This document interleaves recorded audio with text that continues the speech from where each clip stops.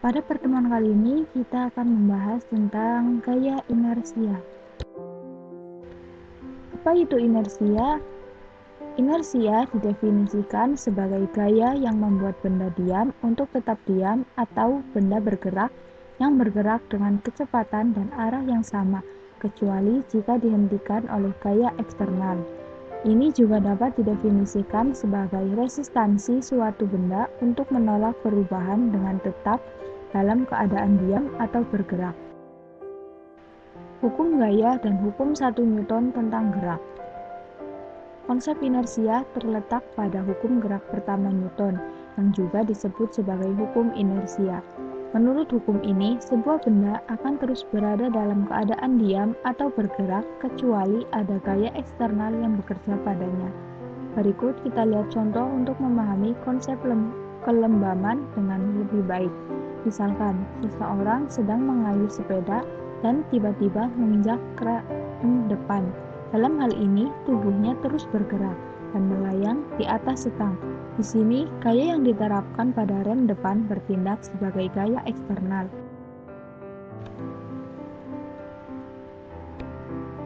Tiga jenis inersia: inersia diam, inersia gerak, dan inersia diam dapat diartikan sebagai ketidakmampuan suatu objek atau tubuh untuk mengubah keadaan diamnya dengan sendirinya. Misalnya, saat mobil tiba-tiba dihidupkan, penumpang di dalamnya terjatuh ke belakang. Pernahkah bertanya-tanya mengapa itu terjadi? Pada bagian bawah yang bersentuhan dengan mobil ikut bergerak, sedangkan bagian atas tetap diam karena inersia diam. 2. Inersia gerak. Kelambanan gerak dapat didefinisikan sebagai ketidakmampuan suatu benda atau benda untuk mengubah keadaan geraknya dengan sendirinya. Misalkan, kita berada di dalam mobil yang sedang bergerak, dan ketika tiba-tiba bergerak, semua penumpang jatuh ke depan. Hal itu karena bodi bagian bawah yang bersentuhan dengan mobil dalam keadaan diam, sedangkan bagian atas cenderung tetap bergerak akibat inersia gerak. 3. Inersia arah dapat didefinisikan sebagai ketidakmampuan suatu objek fisik untuk mengubah arah gerakannya dengan sendirinya.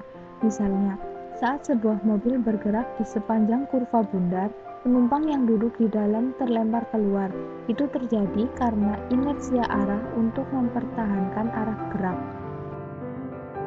Lalu untuk memahami konsep gaya inersia sendiri, kita bisa melakukan percobaan gaya inersia, salah satunya memotong kentang dengan menggunakan selembar kertas.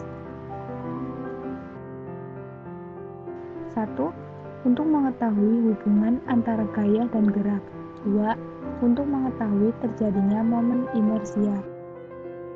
Alat dan bahan yang diperlukan yaitu 1 buah pisau, 1 buah talengan, 1 lembar kertas, dan 1 buah kentang.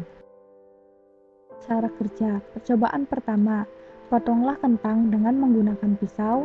Hasilnya, kentang akan terpotong-potong. Hal ini disebabkan pisau tersebut memang tajam.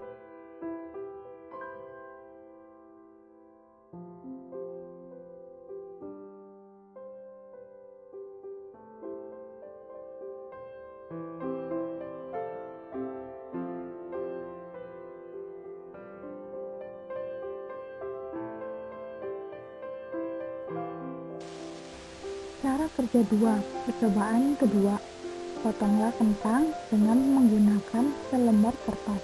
Pegang ujung-ujung dari kertas tersebut. Usahakan agar kertasnya dalam keadaan kaku dan tegang, lalu hentakan dengan cepat dan keras ke kentang.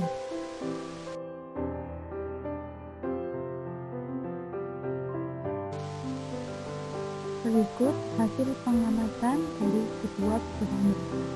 Dari kedua percobaan kita bisa lihat bahwa memotong kentang menggunakan pisau ataupun kertas bisa dilakukan. Jadi dari kedua percobaan di atas kita tunjukkan bahwa alasan mengapa kentang dapat terpotong dengan kertas karena hal ini disebabkan karena adanya gaya inersia. Ketika kita menggerakkan kertas, kertas digerakkan dengan kecepatan dan gaya yang konstan, sedangkan kentang tetap diam. Kentang akan berusaha tetap diam pada saat kertas menyentuh kentang dan kertas sendiri akan berusaha untuk tetap bergerak. Akibatnya, kertas dapat memotong menembus kentang dan pada akhirnya kentang dapat terpotong.